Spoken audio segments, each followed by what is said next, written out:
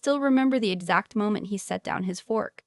Not the whole conversation. Not the part where he'd been talking for 20 minutes straight about interest rate hedging strategies and municipal bond laddering, and the importance of never letting a client's emotions drive portfolio decisions. Not even the part where he looked across the dinner table at me with that particular expression.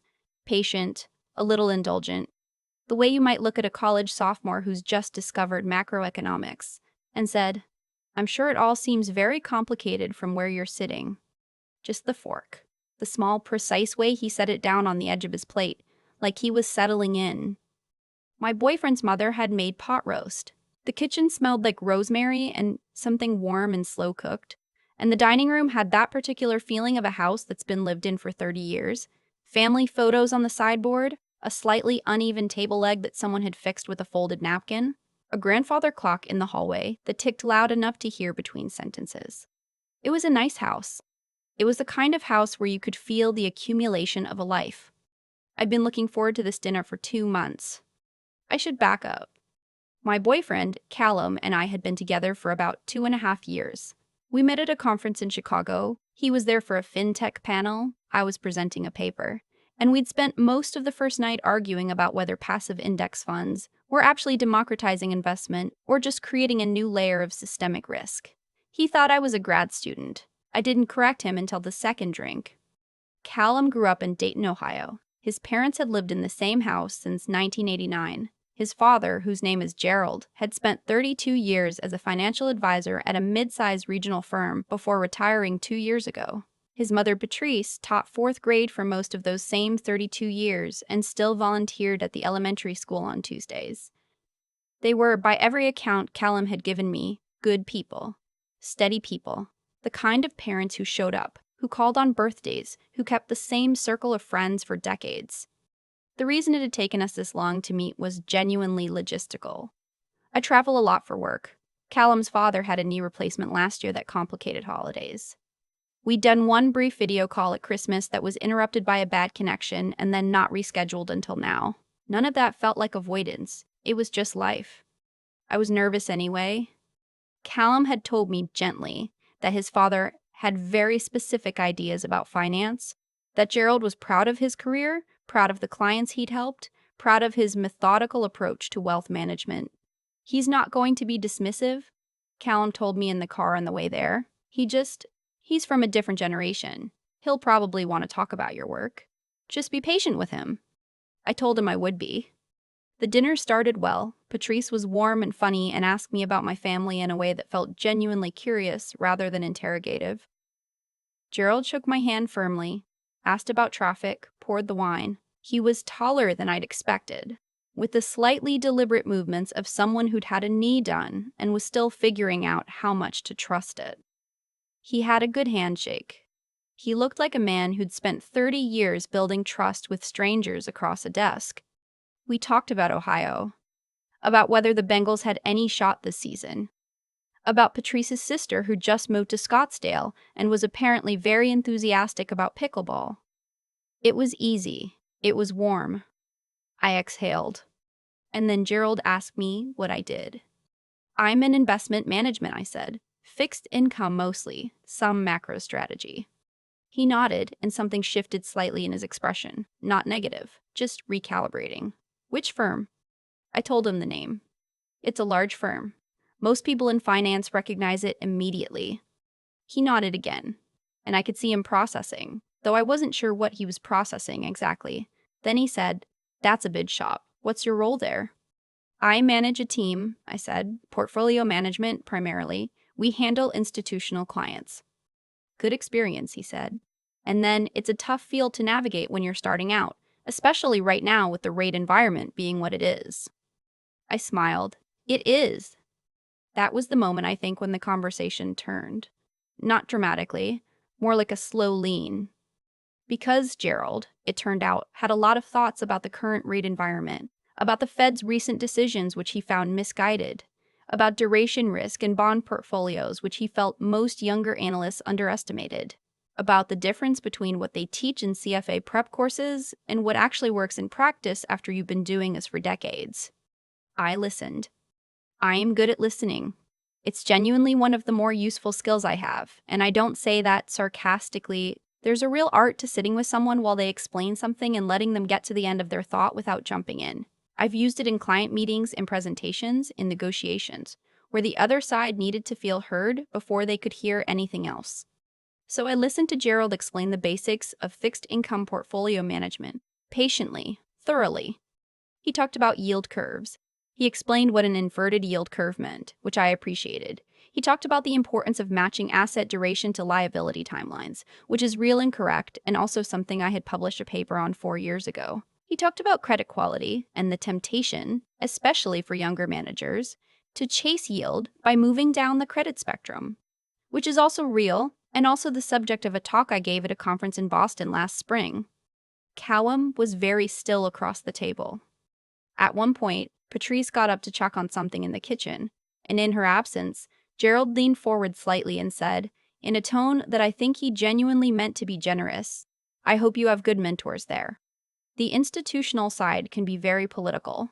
It helps to have someone in your corner who's been around long enough to know how things actually work. I said, "I've been lucky to have good people around me."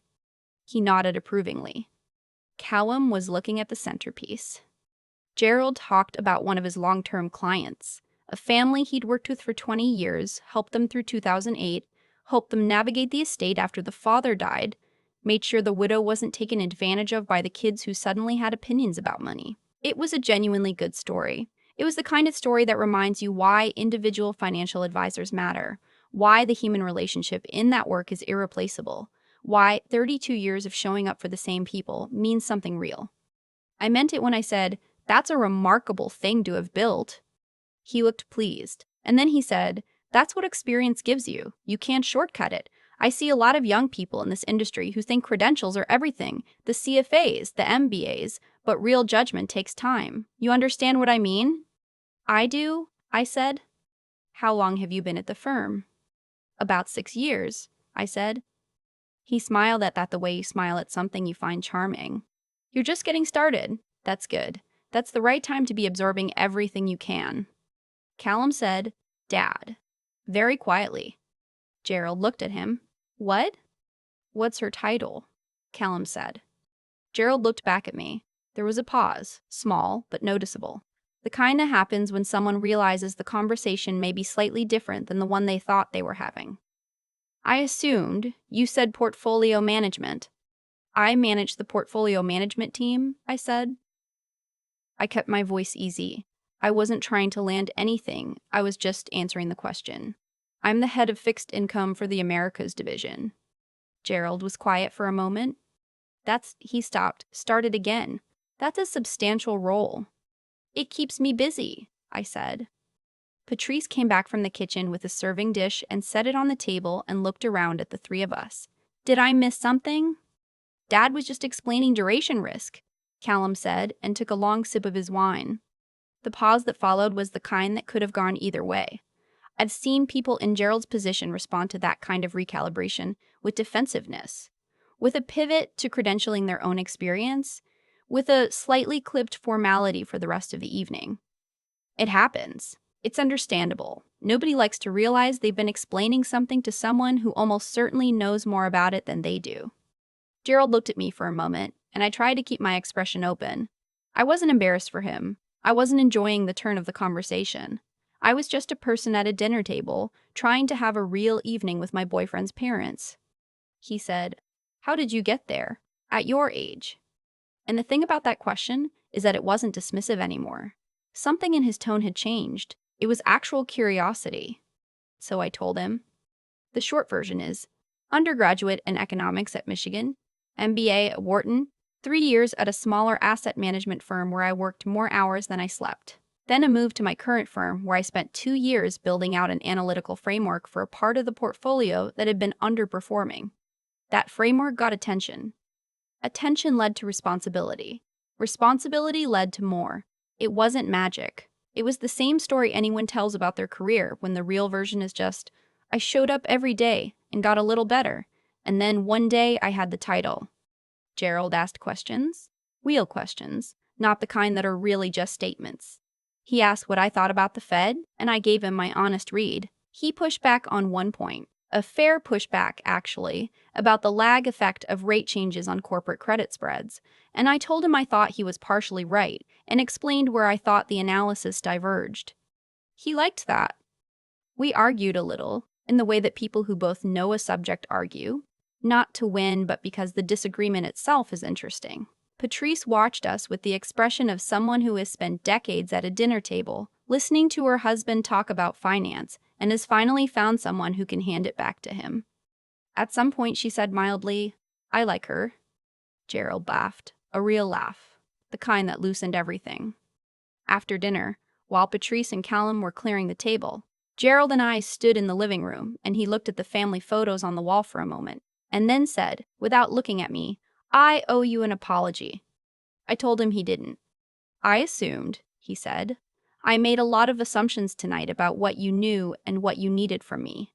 That wasn't respectful of your time or your experience." I thought about what to say to that. I thought about the version of this moment in which I was gracious but still made the point, in which I thanked him for saying it in a way that also confirmed that yes, an apology was warranted. And then I thought about how that version, the slightly sharp one, doesn't actually do anything useful except let me feel like I won something. "You were telling me about your work," I said. "You were proud of what you built. That's not nothing." He looked at me then, and something in his expression shifted into something more unguarded. "Callum didn't tell me much," he said. "I think maybe he wanted me to meet you without a context. That would make me nervous." "That sounds like him," I said. Gerald nodded slowly. He made a good choice, about a lot of things. On the drive home, Callum kept glancing over at me. "You could have said something," he said finally. "Earlier, you could have told him." "He wasn't ready to hear it yet," I said.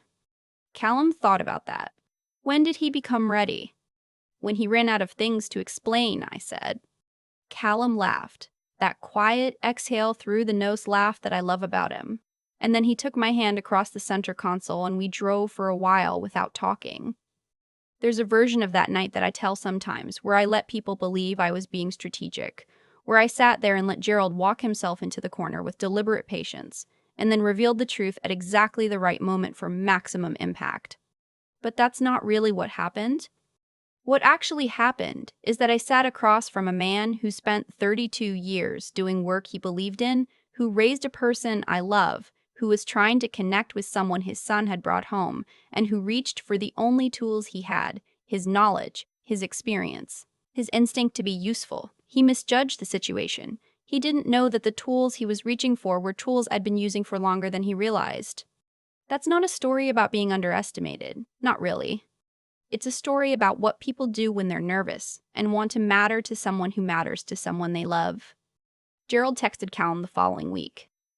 Callum showed me the text. He'd looked up my firm, read some of the publicly available analysis our team had published, and had a few questions. He wanted to know if I'd be willing to talk sometime. I wrote back through Callum, anytime. The second dinner was easier. We talked for 3 hours about the fixed income market, and never once did he set his fork down like he was settling in to explain something. We just talked. And at one point, he laughed and said, "You know, when I came up, a woman in this kind of role it was rare. I don't know if I gave that enough thought over the years." I didn't have a clean answer to that one. I told him it was still pretty rare and that the industry was slower to change than most, and that I thought about it more than I let on. He was quiet for a moment, and then he said, "I'm glad you're in it." I thought about all the dinners before I ever got to that one. The conference rooms where I was the only woman at the table. The times someone had asked if I was there to take notes. The performance reviews early in my career where I was told I needed to be more assertive, and then, the following year, that I needed to be less aggressive. The 1,000 small calibrations of how to exist in a space that wasn't built, expecting you. "Me too," I said, and meant it completely. Patrice refilled my wine without asking, which is something I've decided is the highest form of hospitality.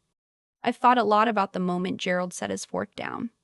Not with any anger, more with the kind of quiet recognition you get when something that happened to you finally settles into meaning. The way a photograph develops slowly and you have to wait to see what's actually in it. What strikes me now isn't that he underestimated me. People do that. They have always done that, And I made a decision a long time ago that I wasn't going to spend my energy being wounded by it every time. What strikes me is how human his instinct was to reach for what he knew, to offer it, to try to be useful to someone sitting at his table. He didn't do it out of cruelty. He did it the way most of us do most things, from the inside of our own experience, without fully accounting for what we can't yet see. That's not an excuse, but it is an explanation, and I think the difference matters. The thing Gerald had was integrity. 32 years of it. Real clients, real relationships, real accountability. That doesn't disappear because someone younger holds a bigger title. And the thing I had to hold on to, sitting across from him that night, was the understanding that dignity isn't something you prove by correcting people. It's something you carry. You either have it in the room with you or you don't. And no amount of title dropping manufactures it after the fact. I chose to listen, not passively. I was paying attention. I was tracking the argument. I had plenty I could have said. But I waited because there's a kind of intelligence that knows when speaking would cost more than it gains. That patience, the willingness to let a moment breathe rather than fill it immediately with your own credentials, is something I had to learn. It did not come naturally. I spent years in early career fighting the urge to prove myself in real time. Every meeting, every room, every dinner. At some point, I understood that the proving never ends if you make it your strategy. You have to decide you're enough before anyone confirms it. And the perseverance underneath all of it, the years of showing up before anyone knew my name, the conference rooms where I was the only woman, the performance reviews that told me to be more assertive, and then the next year told me to be less aggressive. The 1,000 small recalibrations of how to exist in a field that wasn't designed expecting you, that's not visible in a title. Gerald couldn't have seen it. Most people can't. But it's what built everything that came after, quietly, underneath. What I keep coming back to is the second dinner, the one where he'd done his research, where we argued about credit spreads for an hour, and he pushed back and I pushed back, and neither of us was performing anything. That dinner happened because he had the character to sit with discomfort instead of deflecting from it, because he looked at the gap between what he'd assumed and what was true and chose to cross it rather than defend the distance. That's not nothing. That's actually everything. Callum told me later that his father called him the morning after the first dinner and said, "I think I got that wrong." Not an elaborate apology, just a clear-eyed acknowledgement that he'd walked into something with his assumptions ahead of his curiosity. I respected that more than I would have respected a perfect first dinner. We don't get to choose what we don't know. We only get to choose what we do with the knowing once it arrives.